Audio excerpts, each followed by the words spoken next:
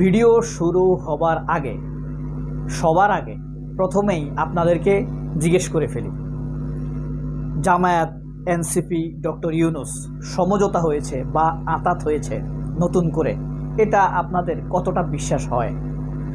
জামায়াত কি এখন এটা করবে? এই প্রপাগান্ডা আবার নতুন করে শুরু হয়েছে। জামায়াত এনসিপি ডক্টর ইউনূসের নতুন সমঝোতা বিএনপিকে দেখিয়ে দেবে।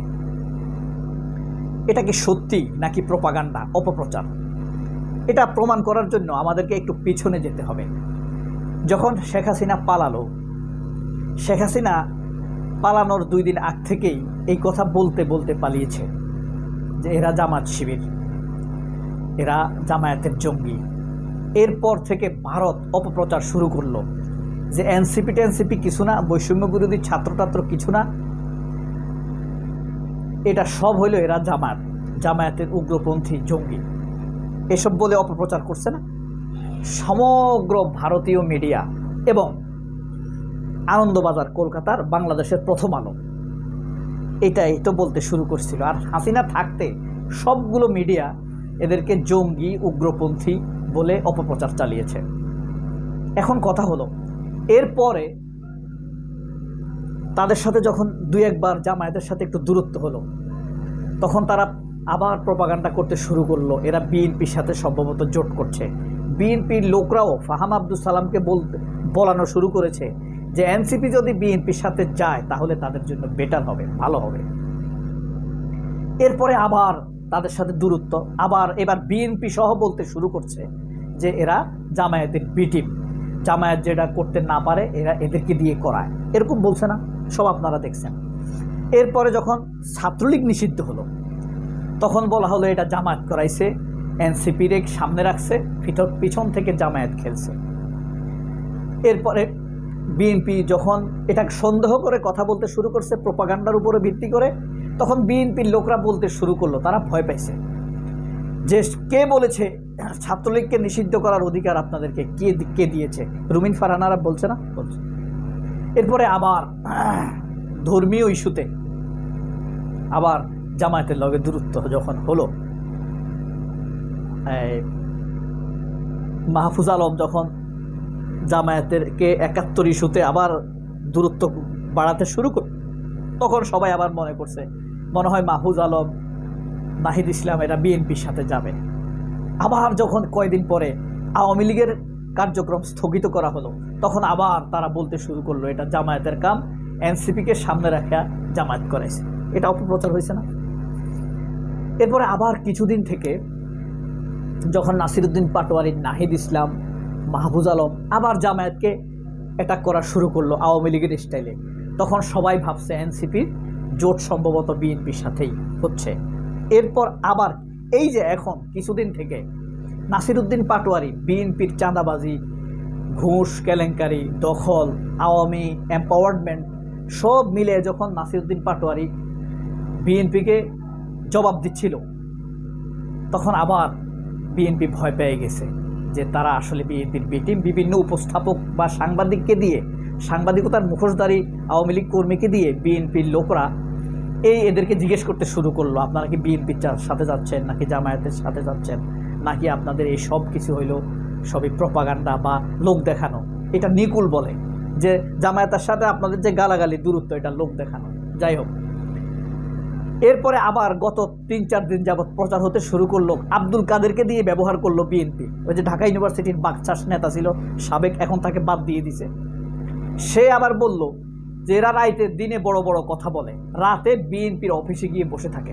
নাসিরউদ্দিন পাটোয়ারি, নাহিদ ইসলাম, হাসনাত আবদুল্লাহ, সার্জিস আলম এরা নাকি বিএনপির অফিসে সিট ভাগাভাগির জন্য গিয়ে বসে থাকে, আর দিনে নাকি বিএনপিকে গালাগালি করে। এটা বলল এই কাদের বলার পর থেকে 9, 10, 11 এই কয়দিন পুরা প্রচার যে বিএনপির সাথে নিশ্চিত।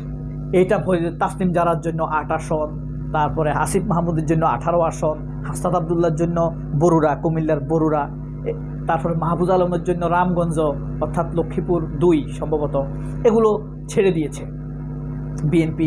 এই কারণে সেখানে প্রার্থী দেয় নাই, এনসিপির সাথে জোট গোপনভাবে হয়ে গিয়েছে। এখন কে কোন মার্কা নিয়ে নির্বাচন করবে এটা নিয়েই যত প্রশ্ন বা সমঝোতা, এই নিয়ে মারাত্মক এদার ওদার চলছিল। এখন আবার নতুন করে গতকাল রাত থেকে এই প্রপাগান্ডা ছড়ানো শুরু হয়েছে যে জামায়াত, এনসিপি এবং ইউনূস নতুন সমঝোতা এবং নির্বাচন নিয়ে নতুন দৃষ্টিভঙ্গি, বিএনপির মধ্যে আতঙ্ক, সিট হবে নতুনভাবে ভাগাভাগি হবে। এখন আজকে রাতে যে টকশোগুলো হবে সবগুলোতে এই আলোচনা হবে। দেখবেন জামায়াতের সাথে, ইউনূসের সাথে, এনসিপির সাথে একটা সমঝোতা হয়েছে। এখন তারা এই বিএনপিকে কোণঠাসা করবে, রাজনীতিতে নতুন হিসাব নিকাশ, বিএনপিতে আতঙ্ক, বিএনপিকে কোণঠাসা হবে, ডক্টর ইউনূসের নতুন দৃষ্টিভঙ্গি বিএনপিকে দেখিয়ে দিবে, এসব কথা বলা শুরু করবে। আচ্ছা, রাজনীতিতে যদি সমঝোতা হয়, ধরেন জামায়াত, এনসিপি, ডক্টর ইউনূস, সমঝোতা তো সমাধানের অংশ। দুইটি পক্ষ বা দুটি দেশে যখন যুদ্ধ লাগে ফিল্ডে অস্ত্র নিয়ে, কিন্তু যুদ্ধের সমাধান হয় কিভাবে ভাই? যুদ্ধ সমাধানের আগে টেবিলে বসে দুটি পক্ষ অথবা দুটি পক্ষের প্রতিনিধি, তাই না? আপনি যত বড় যুদ্ধ হোক, যুদ্ধের সমাধান হবে কিন্তু ভাই টেবিলে। যুদ্ধ লাগবে গুলি ছোড়ার মাধ্যমে অথবা বোমা ছাড়ার মাধ্যমে যুদ্ধ লাগে, আর যুদ্ধের সমাধান হয় কিন্তু হ্যান্ডশেক করার মাধ্যমে। দুই পক্ষ বসে অথবা দুই পক্ষের প্রতিনিধি আসে, ঠিক আছে? তাহলে সমঝোতা হলে সমস্যা কোথায়? আর সমঝোতা হইলেও যে আপনাকে যে খুব বুক চিতিয়ে মাইক লাগিয়ে বলতে হবে নিকলদেরকে দাওয়াত দিয়ে, is it bridal house to express everything on their way? তাদের মতো করে সব বলতে হবে? এটা কি বাসরঘর নাকি? কিন্তু প্রেডিকশন করে, ধারণা করে, ভুল মিথ্যা শেমিং যে করছে মিডিয়ারগুলোর উপরে, এই কারণে মানুষের আস্থা নেই। আপনি খুব পরিষ্কারভাবে তাকালে দেখবেন পিনাকির একটি ভিডিও একদিনে ভিউ হয় 1 মিলিয়ন, 1.5 মিলিয়ন ভিউ হয়, মানে 15 লক্ষ। আর সারা বাংলাদেশে 36টা টেলিভিশন চ্যানেলে সবগুলোতে যত টকশো হয় সবগুলোর ভিউ একসাথ করলে পিনাকির অর্ধেক ভিউ হয় না। আর ইলিয়াস কনক সারোয়ারের কথা বাদ রাখলাম, ইলিয়াস তো বিশ্ব রেকর্ড লাইভে, এগুলো বাদ দিয়ে রাখলাম। এই কারণে টেলিভিশনগুলোর মানুষ বিশ্বাস করে না, দেখে না। যদি বিশ্বাসই করতো তাহলে ইলিয়াস, পিনাকি, কনক সারোয়ারদের মতো এভাবে দেখত। এখন আপনাদের কি মনে হয়, এটা কি কোনো একটি পক্ষের, ভারতীয় পক্ষের প্রপাগান্ডা, গুজব?